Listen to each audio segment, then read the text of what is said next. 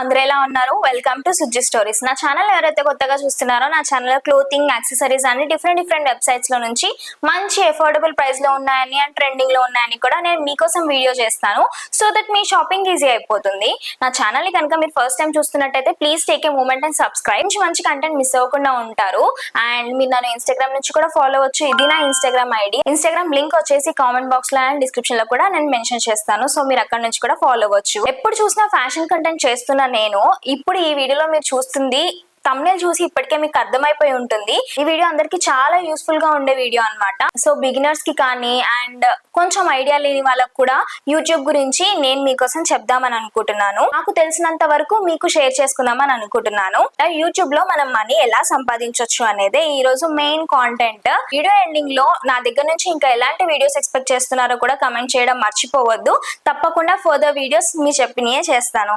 And దానికోసం మీరు చేయాల్సింది ఈ వీడియోని ఇంకా చాలా మందికి షేర్ చేస్తూ ఉండండి. దీనికి మంచి రీచ్ వస్తే తర్వాత మోస్ట్ ఇంట్రెస్టెడ్ టాపిక్, మీషోలో ఇన్ని ఆర్డర్స్ చేస్తే మీ అకౌంట్ బ్లాక్ అవ్వదా అండ్ మళ్ళీ అవన్నీ రిటర్న్ ఇస్తారా, మీకు ఎంత మనీ వస్తుంది ఏంటి అని ఇలా ఇంట్రెస్టింగ్ టాపిక్స్ పైన కూడా నేను వీడియో చేస్తాను.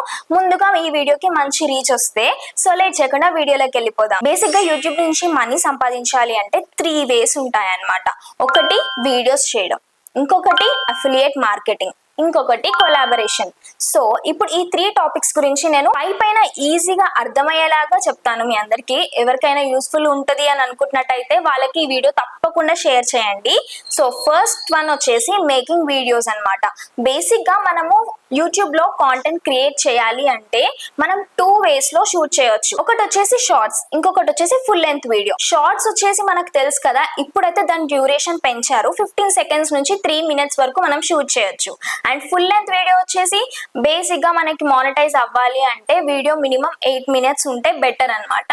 సో అక్కడ నుంచి ఎంత వరకైనా పెట్టుకోవచ్చు లాంగ్ లెంత్ వీడియో వచ్చేసి. సో ఇవి 2 types కాబట్టి మనం చూస్ చేసుకునే వీడియోస్ అనేవి, కాంటెంట్ అనేది నా దృష్టిలో అయితే మన సబ్స్క్రైబర్స్ కి కానీ మన ఫాలోవర్స్ కి కానీ ఎవరైతే మన ఛానల్ ని ఫాలో అవుతున్నారో మనం చేసే వీడియోస్ వాళ్ళకి కొంచెం యూజ్ అయ్యేలా ఉంటే మనకి రీచ్ ఎక్కువ వస్తుందని నేను నమ్ముతాను అనమాట.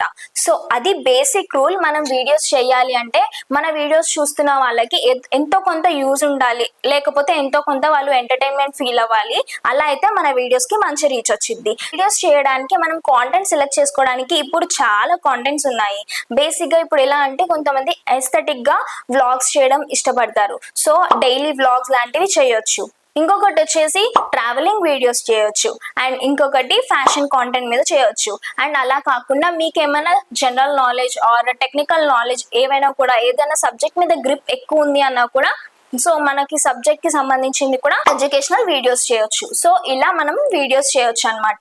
ఇలా మనం వీడియోస్ చేసినప్పుడు వన్స్ మనకి మానిటైజేషన్ అవ్వాలి అంటే అందరికీ తెలిసే ఉంటుంది, తెలియని వాళ్ళ కోసం చెప్తున్నాను. మనకి బేసిక్ గా యూట్యూబ్ అనేది టార్గెట్ ఇస్తుంది అనమాట. మన ఛానల్ మానిటైజ్ అవ్వడానికి ఫస్ట్ టార్గెట్ వచ్చేసి 500 సబ్స్క్రైబర్స్ రీచ్ అవ్వాలి. అండ్ సెకండ్ టార్గెట్ వచ్చేసి 4000 వాచ్ అవర్స్ రీచ్ అవ్వాలన్నమాట.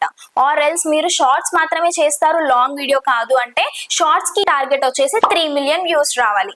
సో ఇలా జరిగిన తర్వాత మీ ఛానల్ మానిటైజేషన్ తప్పకుండా అవుతుంది. సో ఈ లోపే మీరు కాంటెంట్ అనేది ఒక దాని మీద ఫిక్స్ అయిపోయి ఉంటే చాలా బెనిఫిట్ అన్నమాట. సో మన సబ్స్క్రైబర్స్ దానికి అలవాటు పడతారు. ఇలా మనం చేసినట్టయితే ఈ వీడియోస్ వల్ల, మన వీడియోకి వచ్చే వ్యూస్ అండ్ రిటెన్షన్ వల్ల, వాచ్ అవర్ వల్ల మనకి మనీ అనేది వస్తుంది. ఇది first way of earning money in YouTube అన్నమాట. సెకండ్ వే వచ్చేసి అఫిలియేట్ మార్కెటింగ్. బేసిక్ గా అఫిలియేట్ మార్కెటింగ్ అంటే ఏంటో చెప్తాను నేను.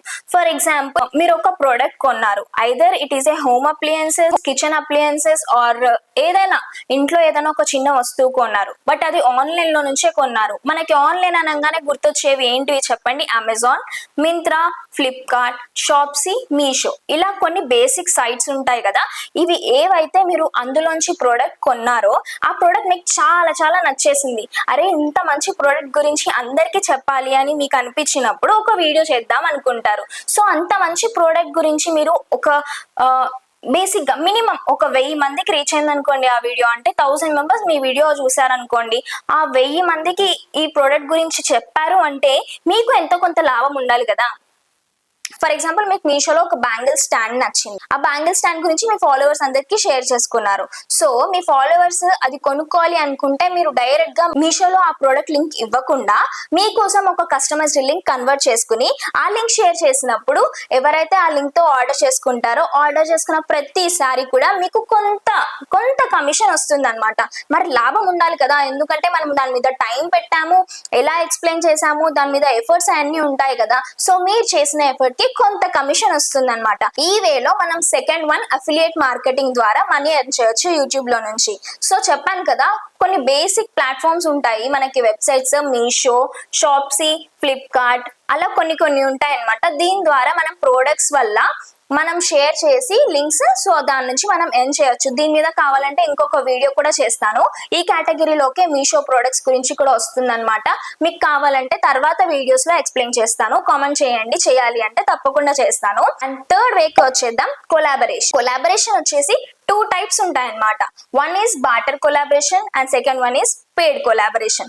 బేసిక్ గా కొలాబరేషన్స్ అనేవి బిగినర్స్ స్టార్టింగ్ ఛానల్ క్రియేట్ చేసి కాంటెంట్ క్రియేట్ చేస్తున్న ఎవరికి కొలాబరేషన్స్ రావు. ఫస్ట్ మనం మన ఛానల్లో ఏ కాంటెంట్ చేయాలి అని ఫిక్స్ అయ్యి, ఫర్ ఎగ్జాంపుల్ ఒక ఫుడ్ బ్లాగర్ అని తీసుకుందాం, మన ఛానల్ వచ్చేసి ఫుడ్ ఛానల్ అనుకుందాము. సో బేసిక్ గా నేనేం చేస్తాను, ఫుడ్ ఛానల్ అయితే, ఫుడ్ బ్లాగర్ అయితే ఒక నా నియర్ బై ఒక రెస్టారెంట్ తీసుకుని ఈ రెస్టారెంట్ మీద వీడియో చేయాలి, ఈ రెస్టారెంట్ లో ఏమేమి స్పెషల్స్ ఉన్నాయో చూసి దాని మీద రివ్యూస్ ఇచ్చి ఇది చాలా బాగుంది అని చెప్పినట్టయితే, సో అలా కొన్ని వీడియోస్ ప్లాన్ చేసుకుని ఈ ప్లేస్ లో చేద్దాం, ఆ ప్లేస్ లో చేద్దాం అని అనుకుని వీడియో చేస్తాం కదా. అలా చేసిన వీడియోస్ అన్నిటికీ కూడా మెల్లగా రీచ్ వెళ్ళడం స్టార్ట్ అవుతుంది.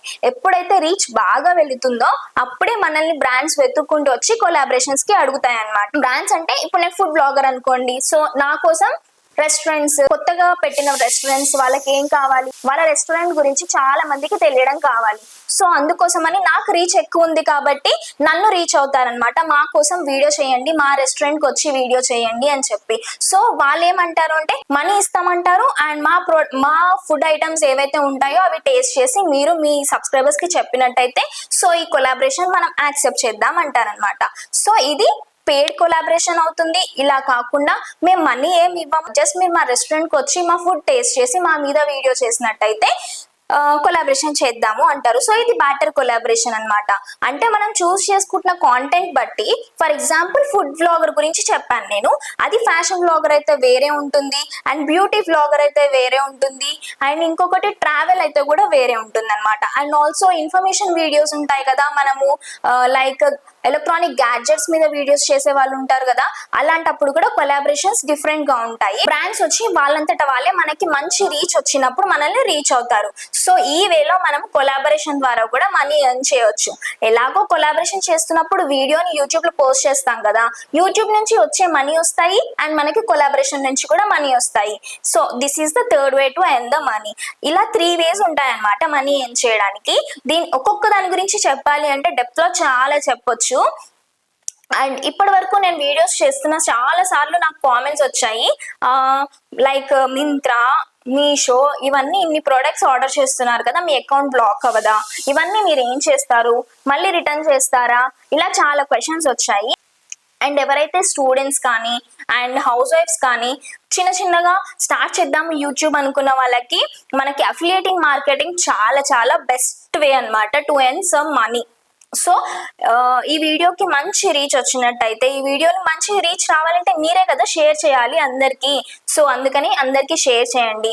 మంచి రీచ్ వచ్చిన తర్వాత నేను తప్పకుండా మీషో మీద వీడియో చేస్తాను, అందరికి చాలా యూస్ఫుల్ గా ఉంటుందని అనుకుంటున్నాను. సో ఈ వీడియో కనుక మీకు నచ్చినట్టయితే please like, share, comment and subscribe. గంట కొట్టడం మాత్రం మర్చిపోకండి.